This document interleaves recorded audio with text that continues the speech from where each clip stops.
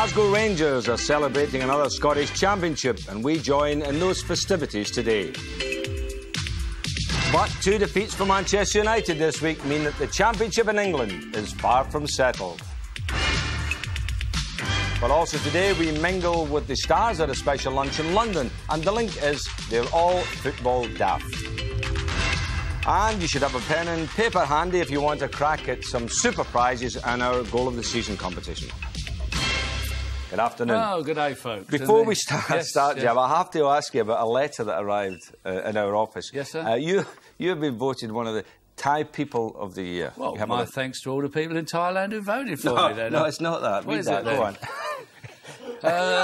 That you are among the final 25 nominations for the top tie wearer.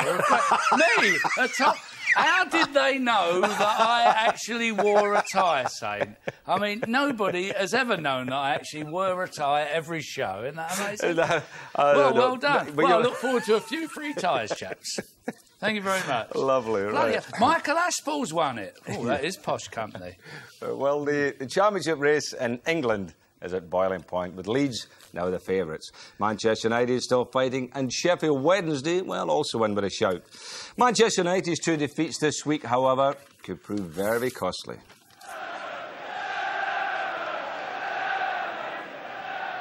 Dennis Irwin's cross. Hughes going for the overhead! Great save by McCloskey. West Ham on the break. Kevin Key. Stuart Slater to his left. Ian Bishop and Mike Small to his right. This is Stuart Slater. Pallister's clearance straight to Brown. It's in! West Ham deserved a lucky break. Pallister's got it back for Manchester United. Ran into Potts. It's Hughes though. Space for Ryan Giggs. Is this the moment? Oh, good save by McCloskey.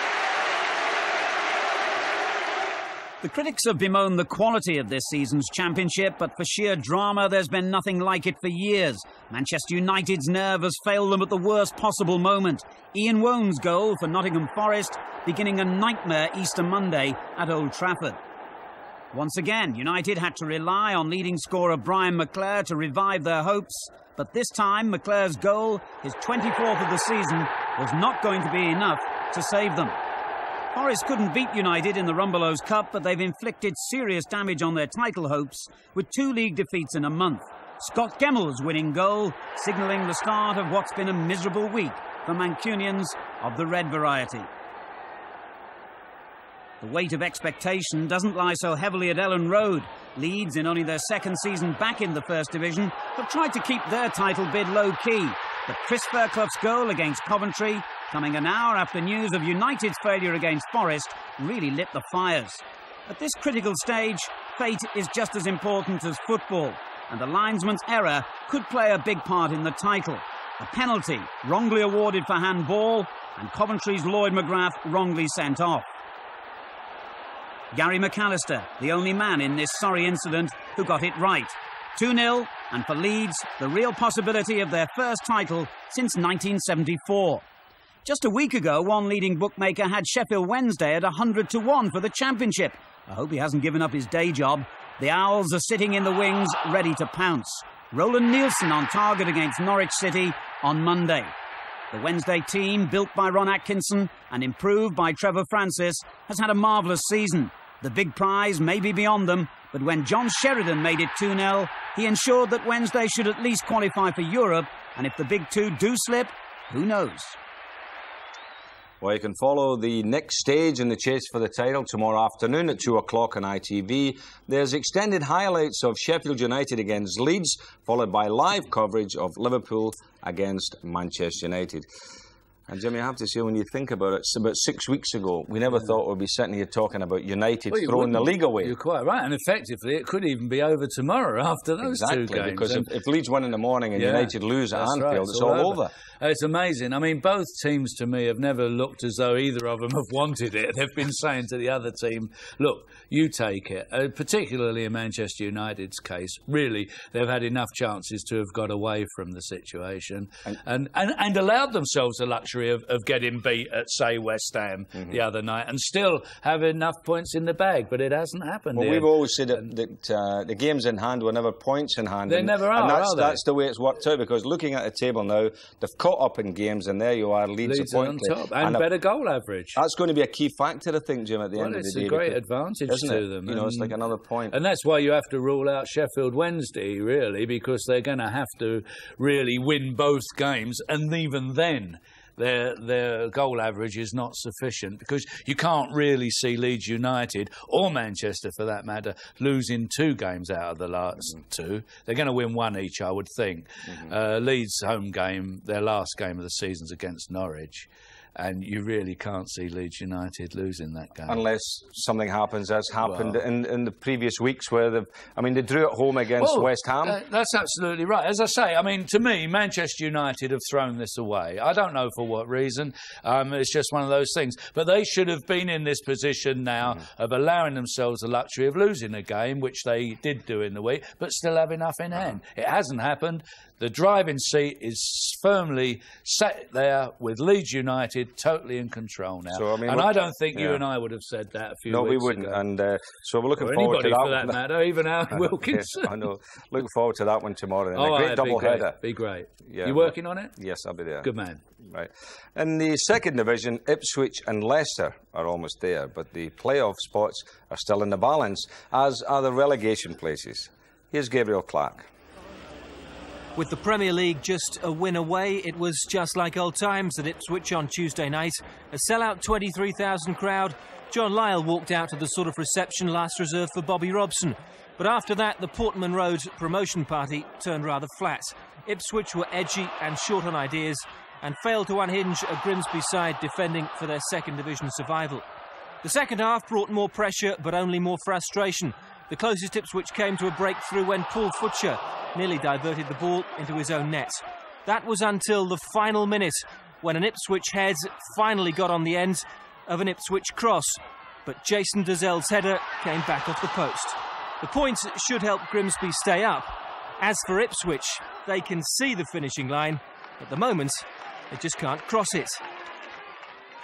We played very well, defended very well. We just needed a bit of luck in front of goal, and it didn't happen. But we still believe we're going to go up, and we're going to go up as champions.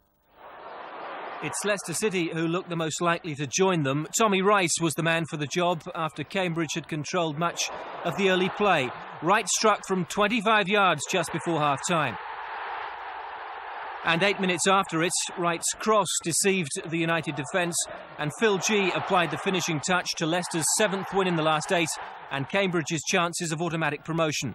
But John Beck's side will run till they drop to make sure they're in the playoffs. Leicester were on their heels for the last half hour after Steve Claridge had brought it back to 2-1. This afternoon, Leicester are taking around 10,000 fans to Charlton, who moved into the 6th and final playoff place after going behind at Port Vale. Brian Mills turning neatly on Dean Glover's free kick. 2 minutes from time, though, Colin Walsh's free kick was only palmed away by Mark Grew, and Charlton's co-manager Steve Griss, on his sub, showed his strikers how to do it with his first goal in 3 years. At Roker Park, Peter Davenport scored his first league goal in 3 months. It was worth waiting for. It was also good enough to win the Tees Weir derby, and probably good enough to spare Sunderland from the drop. But that sinking feeling is still with Newcastle United. A bomb scare delayed their kick-off at Derby, but after just 3 minutes, the drama turned into a crisis for Kevin Keegan. Kevin Brock had handled on the line.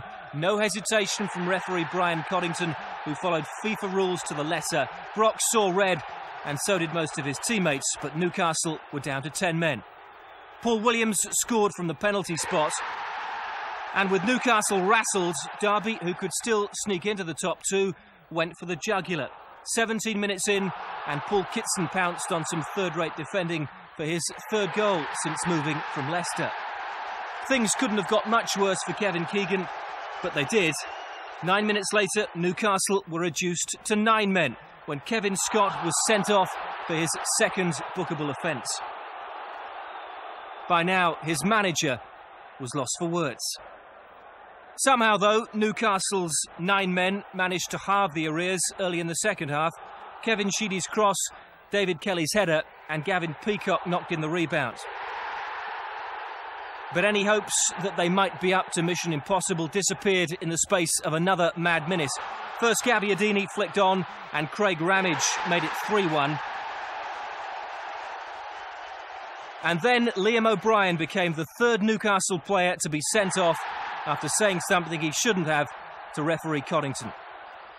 It was all rather academic by the time Ramage trickled in his second. Keegan has since lodged an official complaint about the referee for failing to take the big match atmosphere into consideration.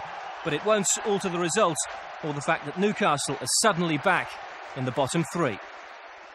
Now, that is amazing. Newcastle down there, Jim, and they play Pompey today, which is amazing. That's that Jimmy Smith gone up there back to Newcastle could be the man that puts them down. I hate that players getting sent off like that because they muddy the bath for you when you finish the game yourself, don't they then? But I mean, that's unusual free getting off, isn't it? Terrible. Things not going for Newcastle. No, Jim Smith, when you think about it, as you rightly say, and he could be the man to put the final nail in, virtually.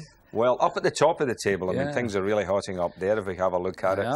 Ipswich, Leicester look to me, Jim, to be near enough there. I would say so, Ian. Although yes, Leicester are right. at Charlton today. Yeah. And that is a tough game for them. Blackburn Rovers, a big story, of course, the fact that they led the league. And again, like Manchester United, you thought, well, past the post. That's and look right. at them now. I mean, they're really struggling. They may not make the playoffs now. Now, talking about Charlton, you know, I know. On Thursday, Steve Gritt, Alan Kirbishley, the management team, had a go at me about we never mentioned them, and I saw it in the papers this morning as well. So, I mean, what are we going to do? We did. We actually showed them beating Portsmouth the other week, but they were obviously in the Woolwich wine bar, those two, weren't they? But here we are, lads, to show there's no hard feelings. Nice one. Couple of Saint and Greavsie mugs. Kerb, Steve, they're yours. Kiss and make up. Well, more action now, and shortly we'll look at the scrap going on between Wycombe and Colchester for a place in the Football League. But first, a defeat for the third division leaders on Tuesday night.